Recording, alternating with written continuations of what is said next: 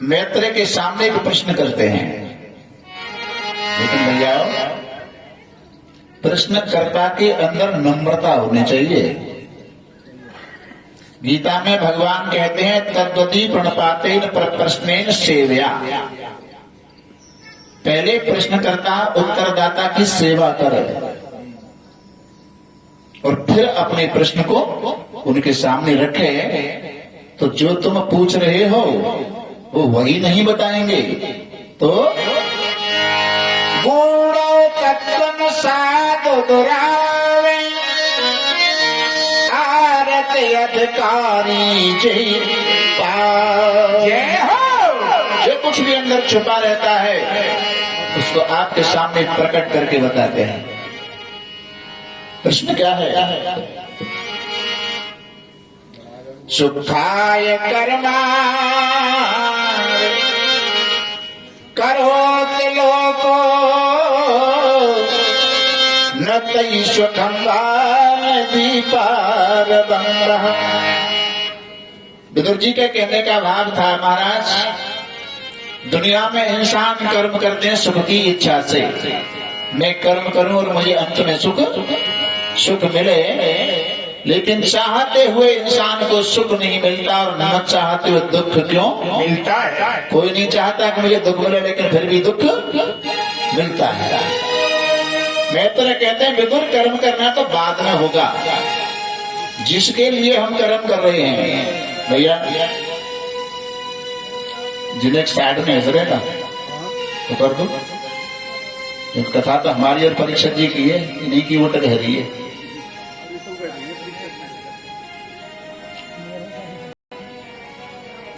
जिस वस्तु के लिए हम कर्म कर रहे हैं पहले उसकी खोज करो।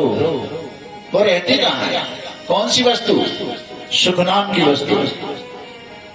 सुख को हम संसार में खोज रहे हैं। और संसार का जो सुख है क्या याद मेरी आती है, वो नित्य बेटी का दर्द है। तो आत्मा नित्य प्राप्त है। प्राप्त वस्तु की प्राप्ति है, अप्राप्त की प्राप्ति कभी होती ही नहीं। प्राप्त करना प्राप्त करो। दादी बीमार थी तो उसकी दवाई लगे हम सबको पढ़ाई में लगा। बाकी जो बचा वो मेरी सगाई और किसके लिए इतना कस्तूरी के लिए हैरान कस्तूरी है कहाँ? बचा उसके अंदर है। क्या याद मेरी खोज कर रहे हैं वो हमारे तुम्हारे सच बात पूछे न खोज करके हम संसार के सुखों को खोज रहे हैं। और संसार का जो सुख होता है वो 3 प्रकार का है।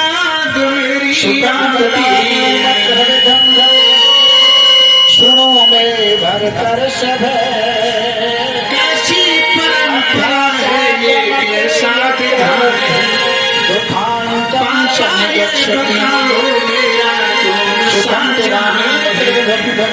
संसार का सुख भगवान 3 विधि का 3 प्रकार का 3 आज भौतिक लेकिन वास्तव में जो सुख है ना वो संसार भी नहीं है। जैसे इस दृष्टांत रहता है एक बोरी बन जाती है अंधेरे घर के अंदर छोटी सुई खोई इज्जत का ख्याल बेटे शाम को जब चंद्रमा निकला रात्रि हुई तो बुढ़िया ने क्या किया? दीपक जलाया और दीपक जलाकर सुई को ढूंढने के लिए बाहर चबूतरा पे आ गया। दीपक के उजाले में सुई खोज रही है। वहां होकर के कोई भक्त निकल रहे थे तो भक्त ने पूछ लिया बुढ़िया मैया से, मैया तू यहाँ रात्रि में क्या क्या ढूंढ रही है? तो बुढ़िया कह रही कि लाला मेरी सुई खो गई है। भक्त ने पूछा एक रात बता तेरी सुई खोई क्या है? तो बुढ़िया माँ बोली गई है मत पूछे। बोले क्यों? बोले खोई तो घर के भीतर है और ढूंढ रही है बाहर। उसको चबूतरा पर सुई मिलेगी? नहीं मिलेगी। उसी दीपक को लेकर वो जहाँ खोजे वहीं। जब बेटी ससुराल को होकर के चली जाए, 4 बजे के बाद तो भोजन के लिए प्रसाद देते हैं। बुढ़िया है ये देने लगा, मुझे क्या दिया है, अपना बांट लो। वहाँ पर सुखनाम की वस्तु खोजी है, लेकिन दीपक लेकर किसका? श्रावण का महीना है, उजाला बना करके प्रकाश चंद्रमा निकला है, बाहर है, तो बेटी अपने माँ के बाप के पास पूछती है तो सब ठीक से पहना। इसका एक अर्थ है जीवात्मा को बाप की माँ काम नहीं करती है, बेटी कुछ याद तेरे भाई भोजन के लिए परेशान करती है। ब्रह्मनिष्ठ गुरु बेटी कहती है ससुराल में मेरी कोई बात नहीं, मानता मेरी चलती नहीं है, अगर तुम्हें भैया परेशान करते हैं तो मेरे साथ में ससुराल को दूर हो जाए, सम्मान की वस्तु प्राप्त हो जाएगा। लेकिन एक विचार और है, तो बेटी का फर्ज हमारा पूरा एक कमरा बंद रहेगा, इसका कपड़ा रोटी में ले लो, पूरे भाई खिलाते, तो क्या बाप को दीपक जला दिया तो पूरे कमरे का अंधेरा। आज वो करदम जी कहते हैं कि होती नहीं, लेकिन तुम एक साधारण को दीदी बात कर रही हो। मेरा आशीर्वाद है तुम्हारे को तो साक्षात नारायण भगवान को अवतार लेकर के आना पड़ेगा। तो एक ही उपाय है, क्या एक ही भगवान देवों के साथ घर में 2 दीपक नहीं जलाने, लेकिन 2 दीपक कोई ऐसा जिज्ञासु शिष्य मिले शीतलमंद सुगंध भवन चलती है, तो अज्ञान रूपी अंधकार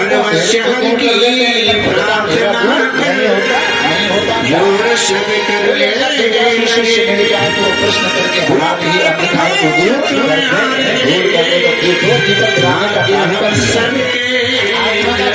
किसी दूसरे प्रकार से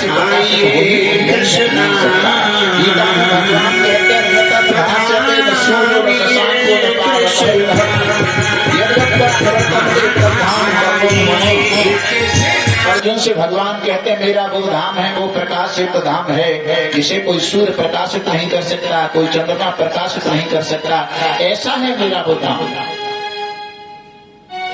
और कैसा है? शबोधे नान बादेक्षम वादरुह्यात्मने यदि पश्यान दीपलिच्छा स आत्मा प्रकाशते। शबोधे, बोधे माने ज्ञान, स्वयं ज्ञान स्वरूप है, स्वयं प्रकाश युक्त है। वहां दूसरे प्रकाश की आवश्यकता नहीं है, ना किसी दूसरे दीपक की आवश्यकता है।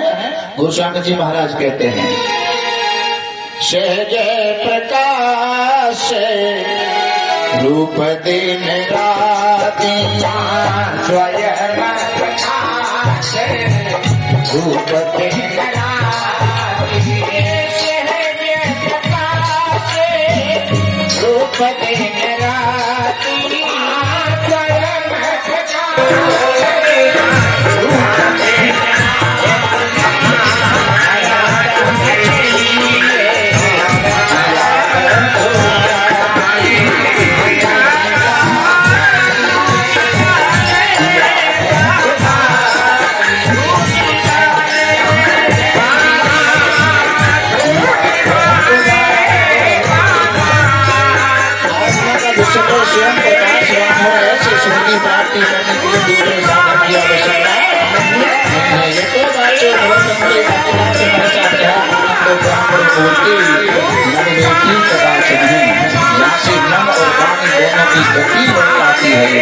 किसी इंद्रिय का विषय नहीं है तो उसका मन का विषय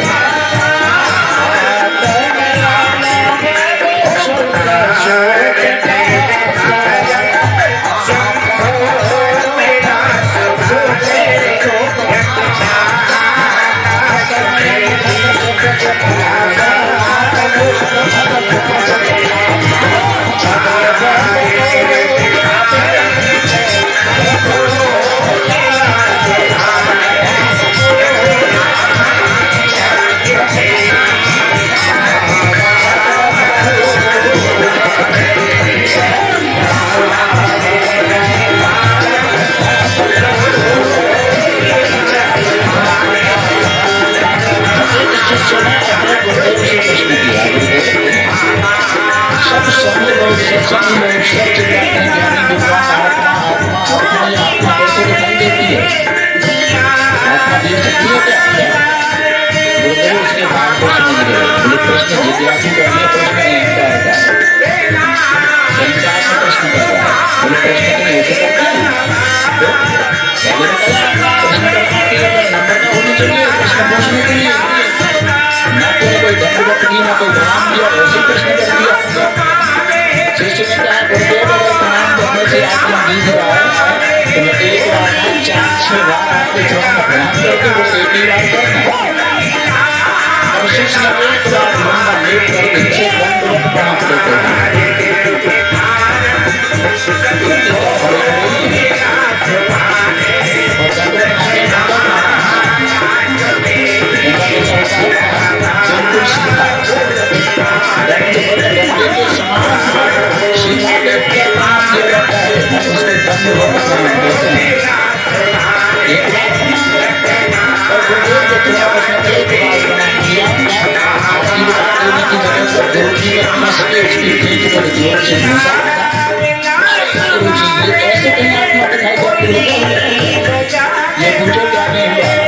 इतनी जोर का भूसा मारा है, कोई पूछ रहे क्या हुआ हुआ, कोई पीठ में दर्द हो रहा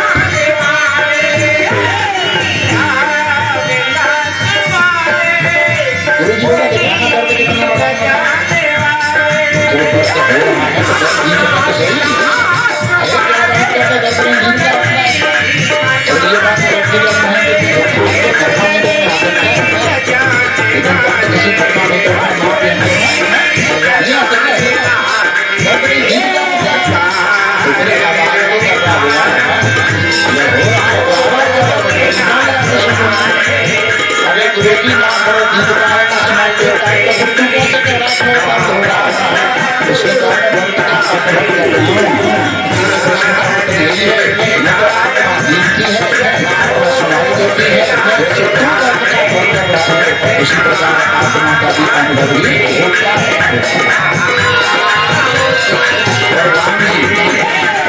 राम जी सर्दी से कहते हैं मेरी भक्ति करने का यथार्थ केवल यही है।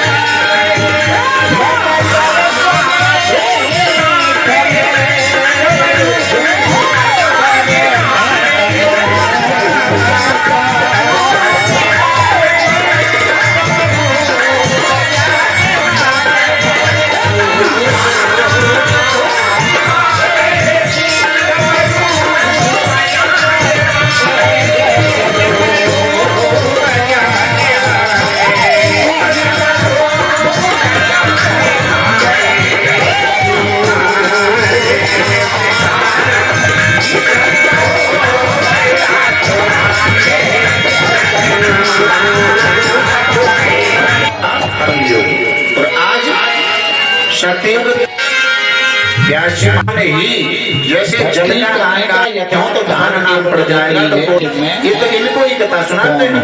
या सुबह टोकरी को उठा के भैया गीता को रोना बंद करके तुम रो क्यों रहे हो? इसकी जानकारी हो जाए बोले प्रिय पितु मात प्राण सम त्याग जाए। जिसके घर में माँ बाप मौजूद हैं उनकी सेवा करते हैं उसको यजमान वैराग्य कहते हैं। बंदर जब सीता मैया की खोज करने के लिए निकलते हैं तो रामचंद्र श्लोक आता है प्रभावी शंकर वरुदे श्रद्धा विश्वास चंद्र प्रभा, लेकिन उसका नाम है स्वयं प्रभा। स्वयं प्रभा एक देवी है। तीनों कालों में एक आवाज माने उसके पास मंदिर पहुंचे। हरे राम मंदिर एक रुचि और संसार कुंज असत्य असत्य नहीं उसके पास पहुंचे। स्वयं प्रभा असत्य वस्तु बोलो स्वयं कभी यानी अगर कभी स्वयं नहीं प्रभा कोई भक्त बीमार पड़ जाए हम लोग शुद्ध सीधे दृष्टांत बीमार पड़ जाए शांत रोग जब हो तो वैद्य जी मेडिकल पे जाओ, जनता अस्पताल पे जाओ रहेगा पहुंची गई और जिनके रोग असाध्य तो एक होगा आदमी के सींग का कौन है? भक्ति आदमी के सींग होता है आगे तो मेडिकल वाला ये नहीं कहेगा कि अपना मेडिकल ले लीजिए बोले देखो भैया आदमी के जीवन को होते नहीं, ये बात बिल्कुल असत्य है, कभी न हो, वो असत्य है, तीनों कालों में हो वो सत्य है। तो इस संसार में पहले नहीं था, बीच में है, हाथ में रहने वाला तो आगे पीछे तो इसका अस्तित्व नहीं है, आगे पीछे अस्तित्व नहीं है तो सत्य तो कह नहीं सकते, बीच बीच में दिखाई दे रहा है तो असत्य नहीं कह सकते। करता है तो इस माया के विचार चंद्रोदय में 15 नाम दिए हैं, एक नाम दिया है अनवर्चनीय रूपा। अनवर्चनीय रूपा का अर्थ होता है जो कहते हैं नहीं आवे, ना सत्य है ना असत्य है। तो खिलौना तो बीच बीच में तो बने, पहले खिलौना नहीं था, ना खिलौना नहीं था, बीच में बन गया, गिरने के बाद में फिर वही खाने का। सीता जी है भक्ति और स्वयं पर है ज्ञान, और दुनिया को पहले हमारे मानते हैं दुनिया में भरने के लिए कुआं पर जाती है, पड़ेगी अपने अपने बर्तन वाले लेकर के आंख बंद कर कबीला जी और ऊपर लेते हैं, बंद करनी पड़ेगी विश्वास, यानी ये बात हमारी आंख बंद के मान लो, यानी विश्वास कर लो। पनिहारी बर्तन सबके पानी सबने कितने हम सब बैठे वो सब बर्तन है, और इन बर्तनों के अंदर चेतन परमात्मा है, उस सबके अंदर एक ही उपनिषद का सूत्र कहता है अग्नि अर्थ को भुवनम परिष्टो रूपम रूपम रूपम उस मन की तथा सर्वभूतानि रूपम रूपम रूपम। इस श्लोक का भाग, इस सूत्र का भाग अग्नि अर्थ को भुवनम परिष्टो की कविता रचनाएं पढ़ी हैं, जैसे सजावट की शाम को जो सजावट की गई है, बल्ब लगाए गए हैं, तरह तरह के बल्ब हैं, तरह तरह के, लेकिन उन तरह तरह के बल्बों में करंट कहाँ से आ रहा है, जनरेटर से आ रहा है, ट्रांसफार्मर से आ रहा है। सभी बल्ब अपना अपना रंग जरूर अलग अलग दिखा रहे हैं, लेकिन एक ही करंट के कारण दिखा रहे हैं, करंट सब में उस सजावट के बल्बों में करंट एक ही है, माइक में करंट एक ही है, फ्रिज में करंट एक ही है, कूलर में करंट एक ही है। तो हम तुम जितने लोग बैठे हैं वो सभी इंस्ट्रूमेंटों के समान हैं, लेकिन सबके अंदर चेतन परमात्मा एक ही है। भैया ने विरोध किया कथा पर जैसे हमारे पास पहले थे, बोले हमारा जो बात है और वो कहते महाराज जी बोलते हैं पापा, बोले हमें तो समझ में आई ना कथा कहाँ कैसे हो रही है, समझे नहीं गलती समझ में पहले समझ आ जाएगा, हमें तो घूम आ रही है, बोले तो जब जानता है वो तो समझ आओ, लेकिन तो न्यू तो कहते हैं जब आ जाओ कथा के प्रसंग पर नहीं, कथा के प्रसंग पर आओ। भैया ने विरोध किया, जान दो रावण कितना बड़ा भक्त है आपका, संजय जी का भक्त है, कितना बड़ा भक्त है, पूजा शक्ति को पूजा की है, वहाँ पे के विरोध में के साथ मन जुड़ा होता है, वही उतरी शंकर जी कहते हैं पार्वती रावण ने 10 रूपों की पूजा 10 वस्तुओं के द्वारा की है, रुद्र तो 11 हैं। अभी रावण की पूजा से एक नंबर और शेष रह गया है, उससे राम की सेना में हनुमान को करते जाए, ये बजरंग बली महाराज मेरी ये प्रतिज्ञा है, शक्ति को शोषण करता है, इंद्रियों की शक्ति को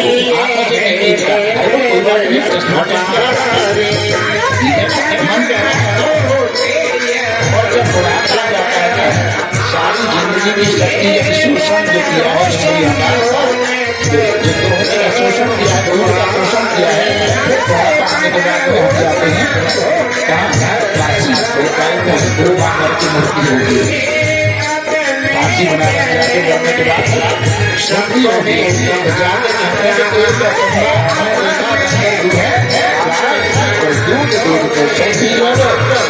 हमारा सिद्धांत शक्ति का जीवन है, यही है, इसको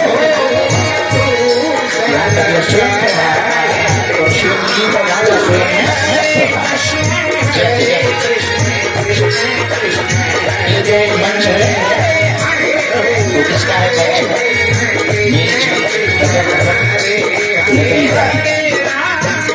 सकल मैं लकड़ी है, मंच लकड़ी का है, सकल मैं लकड़ी है और सब लकड़ी है।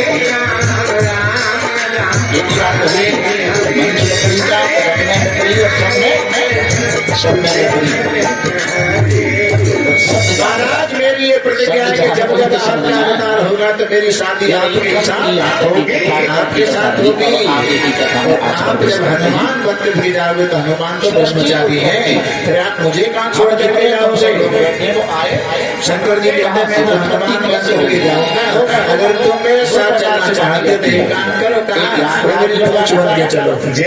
भक्ति मार्ग वाला पहले क्या हनुमान जी की पूंछ मां पार्वती का प्रतीक है। सबसे पहले महातत्व अशोक वाटिका उजाड़ने के बाद में अक्षय कुमार मेघनाथ ब्रह्म पास में बांध करके हनुमान जी को रावण के सामने प्रस्तुत किया, तो रावण ऊंचे आसन पर बैठा है, हनुमान जी नीचे खड़े हैं। हनुमान की पूंछ मां पार्वती का प्रतीक अपने स्वामी के अपमान को सहन नहीं कर पाए और पूंछ में इतना बड़ा आसन लगाया कि रावण से भी ऊपर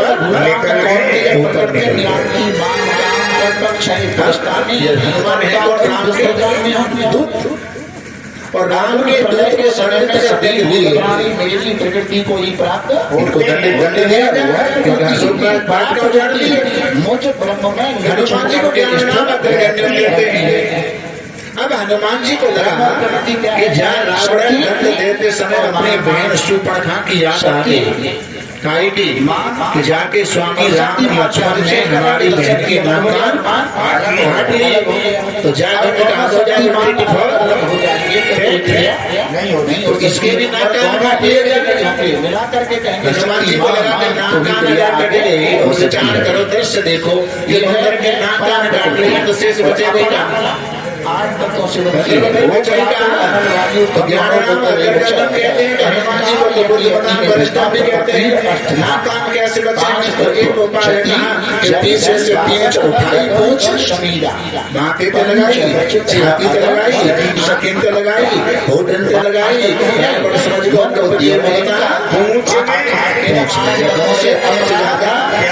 पूंछ ज्यादा प्यारी है, ये पूंछ में आग लगाओ। सबसे पहले महातत्व हुआ, महातत्व सबके माता पूंछ में सबका हो समझा शरीर का निर्माण होता है। गोस्वामी जी महाराज 2 चौपाई लिखते हैं, एक तो लिखते हैं पंच रचने अदम शरीरा, और एक लिखते हैं कि बड़े भाग्य मानस तन बाबा। दोनों चौपाई गोस्वामी जी की हैं। बड़े भाग्य कैसे और अदम कैसे है? बड़े भाग्य तो इसलिए हैं, थोड़ा एक रूपक और लेते हैं यहाँ। बड़भागी तो हम जितने लोग हैं पांडाल में, दुनिया में जितने हैं जो मनुष्य हैं वो सब बड़भागी हैं, क्योंकि जिनको मानव का जीवन मिला है, मानव का जीवन मिला है। अब पेपर होता है बच्चे का 100 नंबर का, और 100 में से अगर बालक 33 ही नंबर लाता है तो डिवीजन कौन सी बनेगी? थर्ड। और थर्ड डिवीजन का काम की किसी काम की नहीं है।